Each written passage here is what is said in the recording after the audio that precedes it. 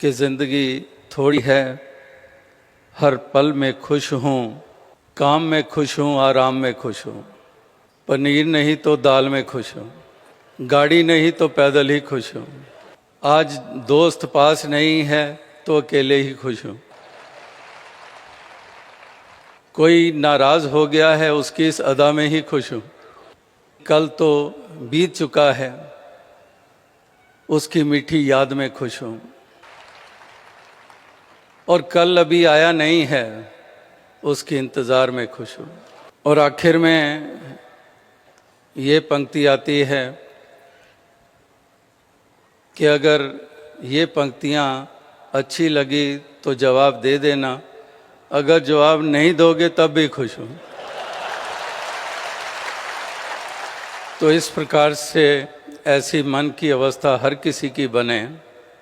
इस रोशनी की ज़रूरत है, इस प्यार भाईचारे मानवता की ज़रूरत है। इसी में अपने योगदान दे रहे हैं आप, और इसको और इस फैलाव देने के लिए आप दूर दराज इलाकों से चलकर यहाँ पर पहुँचे हैं, इस समागम की शोभा बना रहे हैं। और इन मैदानों में महीने भर से निष्ठा के साथ सेवाएं चल रही हैं, जिसके कारण ये सुंदर रूप बना है। और इसको चार चांद लगाने के लिए आपकी भावनाएं शुद्ध और सुंदर, भक्ति मानवता के ऊपर आधारित, वो इसको सजाया है, संवारा है और चारों तरफ ऐसी महक ये फैला रहे हैं। इसी कारण आप सभी यहाँ पर चल कर आए हैं। सभी एक एक पल का आनंद ले हैं। यही एक अरदास, यही शुभकामना है कि उठ जाग मुसाफिर भोर भई, कि उठ जाग जा हे मुसाफिर। मुसाफिर उसी को कहते हैं कि जो ठहरता नहीं है।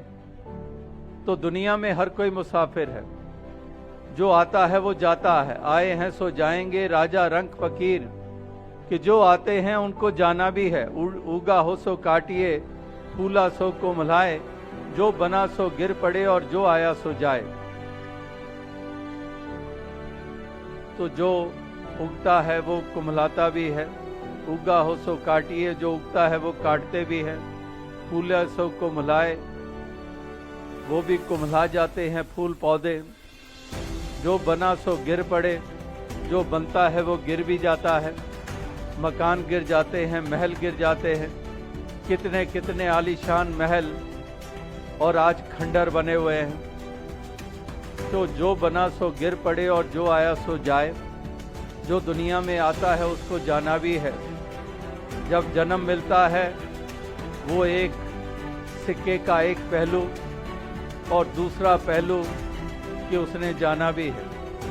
हमेशा यहाँ पर नहीं रहना किसी ने भी। राम गयो रावण गयो। इसीलिए कबीर जी ने में कहा कि काशी काबा एक है राम रहीम। मैदा एक पकवान बहु बैठ कबीरा जीम। कि मैदा तो एक ही है, लेकिन नाना प्रकार के पकवान बन रहे हैं। इसी तरह से मूलतः तो ये परमात्मा है और यही एक हर घट में बसता है।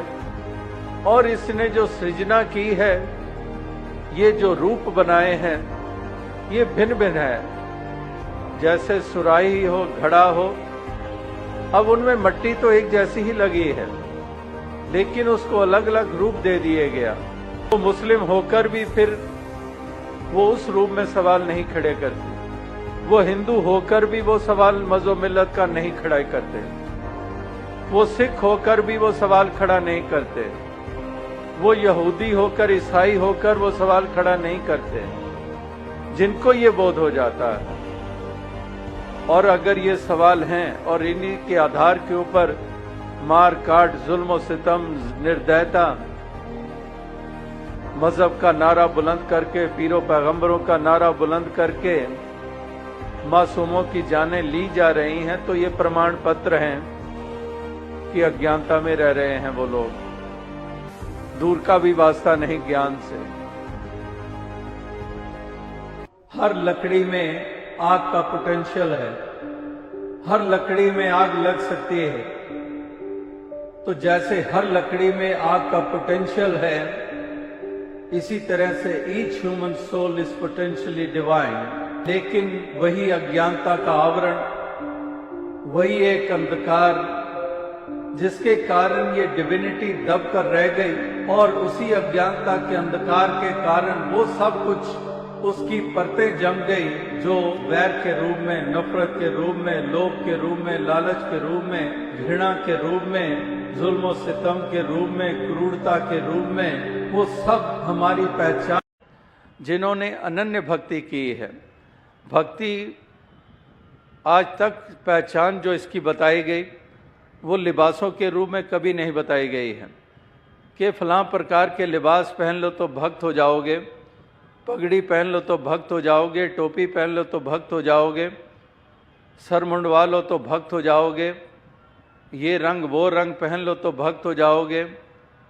यानी कि बाहरी रूपों को अक्सर मान लिया भक्ति की पहचान और भक्त होने की पहचान, लेकिन जो दरअसल पहचान संतों, महात्माओं, वलियों, गुरु, पीर, पैगंबरों ने बताई, जिसका आज भी जिक्र हुआ कि ये एक भावना है जो भक्ति वाली होती है, जिसके भाव होते हैं भक्ति वाले, वो भाव भक्ति वाले यानी कि प्रेम वाले भाव। भक्ति वाले भाव का मतलब समर्पण वाले भाव, कि जहाँ पर केवल और केवल समर्पण है। भक्ति है कर देना खुद को समर्पित। भक्ति में कहते हैं कि यहाँ पर क्यों किंतु नहीं होती है, बै खरीद क्या करे चतुराई, कि मैं तो बिका हुआ हूँ, मैंने तो अपना आप समर्पित किया हुआ है, कहाँ पर चतुराई, कहाँ पर चालाकी। तो भक्ति में तो भोले भाव मिले रघुराए, कि यहाँ पर तो the age of planets the scientist do mention, the astrologers do mention, but God is eternal. There was no beginning of God and there is no end of God. तो ऐसे परमात्मा ईश्वर निराकार, ऐसे अकाल पुरख को जानना, इसका बोध हासिल करना है। यही महापुरुष संत जन ये पैगाम और ये संदेश दे रहे हैं। और अगर जो मुनकिर होते हैं इसके अस्तित्व में, तो जैसे एक इंसान जो नास्तिक था, अब वो था तो नास्तिक, लेकिन इंटेंशनली तो नहीं, अनइंटेंशनली ही कह दें कि वो क्या कहता है कि thank God I am an atheist. He is thanking God that he is an atheist. तो इस प्रकार से ये इंसान जो इस परमात्मा ईश्वर निराकार के अस्तित्व में यकीन रखते हैं, मुबारक है, लेकिन इसको जानना भी है, तभी ये मुकम्मल होगा कार्य, तभी माना जाएगा कि मंजिल मकसूद को प्राप्त कर लिया है।